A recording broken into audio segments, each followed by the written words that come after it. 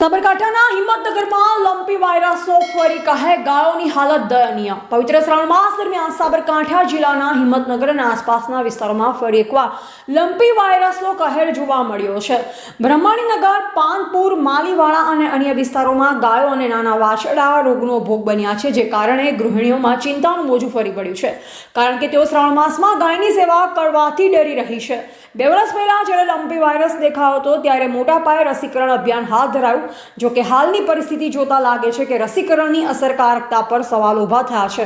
લંપીગ્રસ્ત ગાયો ખુલ્લામાં ફરી રહી છે, જે કારણે ચેપ વધુ ફેલાવાનો ભય છે। સ્થાનિકોએ પાલિકાનું ધ્યાન દોર્યું છે કે જો ચેપગ્રસ્ત ગાયોને તાત્કાલિક અલગ કરવામાં ન આવે તો રોગ વધુ વકરી શકે છે।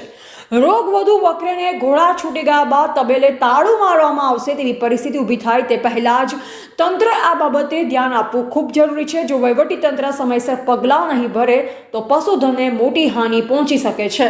આ મુદ્દે પાલિકા અને પશુપાલન વિભાગ તાત્કાલિક કાર્યવાહી કરે અને લંપી વાયરસને કાબૂમાં લેવા માટે અસરકારક પગલાં ભરે તેવી સ્થાનિક લોકોની માંગ છે।